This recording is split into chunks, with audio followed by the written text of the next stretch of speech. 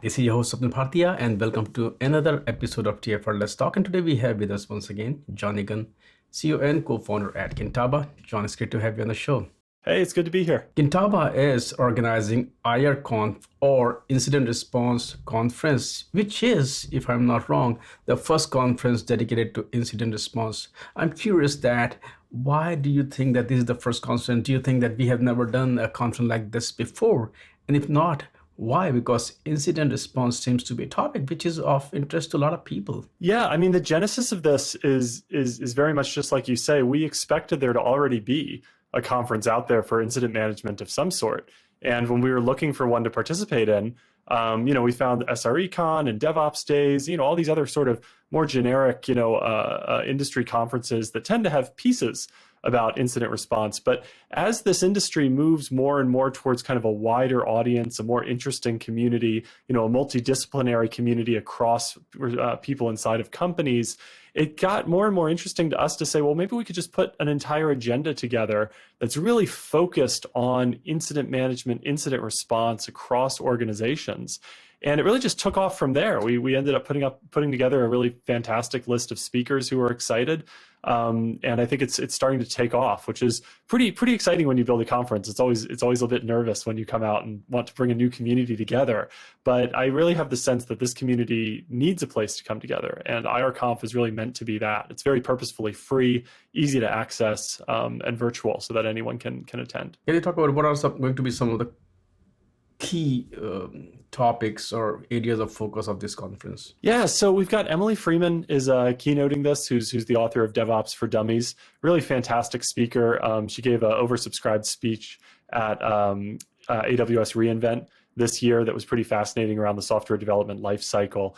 And here she's focusing more on like revolutionizing incident response, right? These big changes that we're really seeing in the industry around who is participating and when do we participate in incident response, which is pretty exciting. We've also got J. Paul Reed, who's a applied resilience engineer, senior applied resilience engineer at Netflix.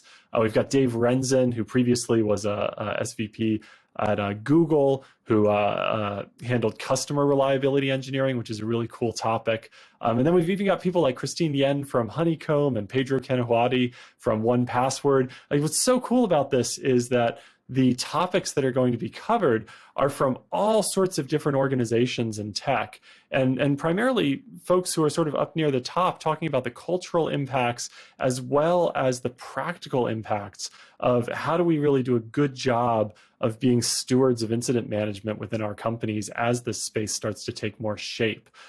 So the topics are everything from how do customers play in, right? How is incident management changing as it spreads across the organization? How do we do incidents at scale, right? How do we rethink on-call setup? There are these really kind of, philosophy challenging talks that we might take the way traditional organizations deal with things today, where incidents, as we've talked about before, you and I, tend to be dealt with as panic, right?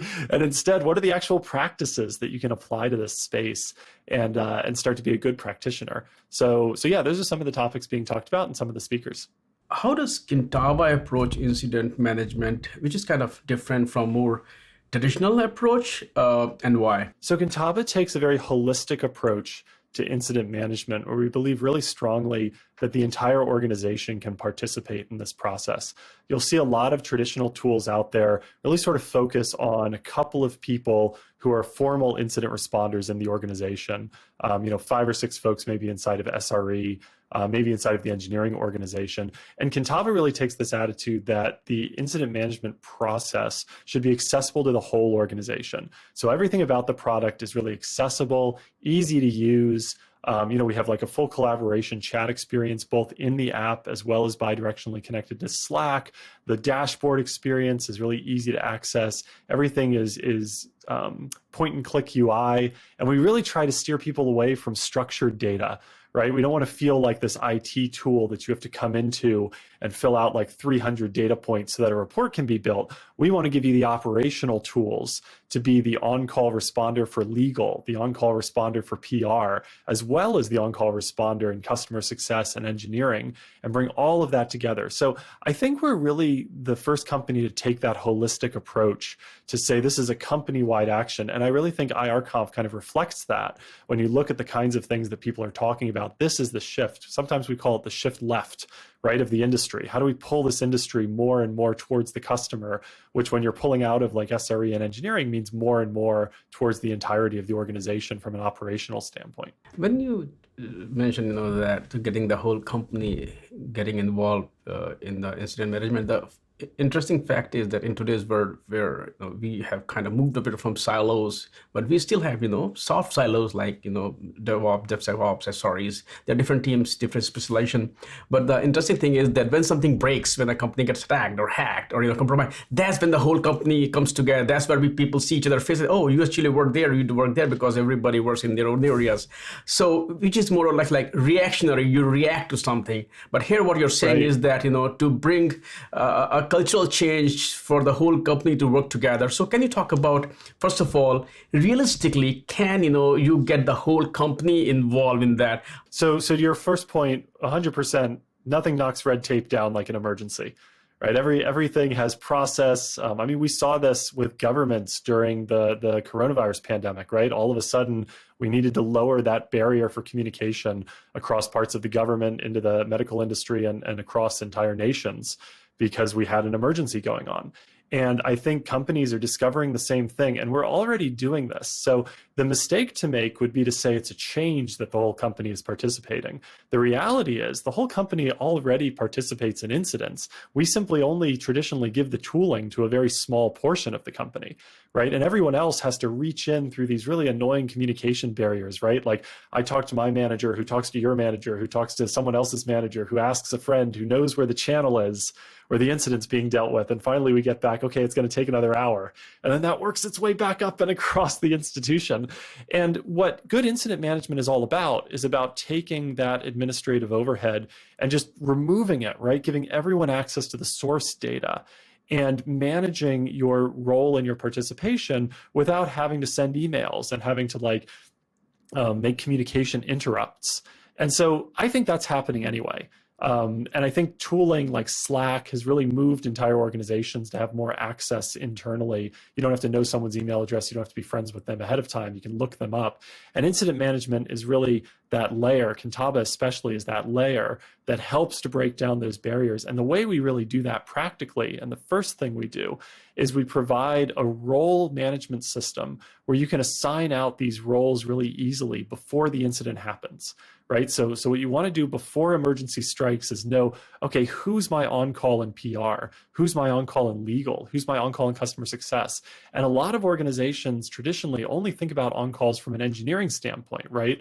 People we need to call when a metric goes in the wrong direction and we know the owner of that system. But there really are on-calls in the other parts of the world as well. You probably need a sales on-call.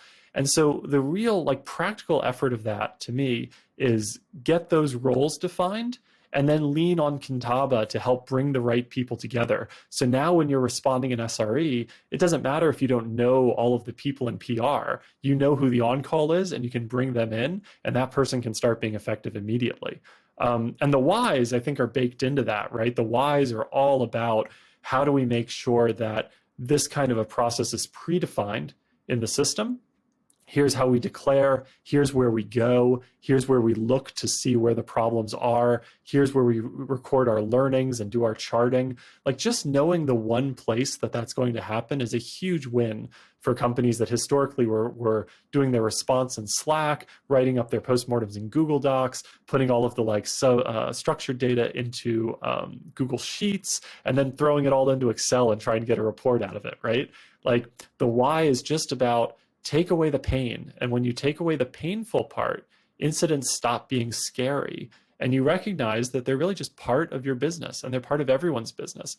And again, just to keep mapping back to the conference, what's so exciting about this conference is all of these companies and the people who are coming in, these are well-established like successful organizations, right? This is AWS and Netflix and startups and Google and Honeycomb. Like these are companies that are good at what they do, and they're on fire every day, just like every other SMB out there and like rapidly growing and large company.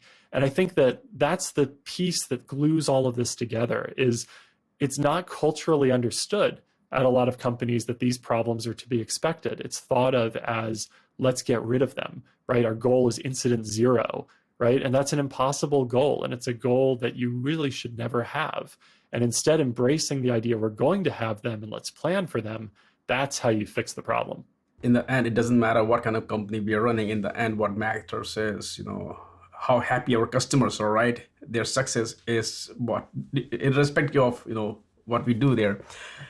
What role do you think incident management plays in, success of a customer?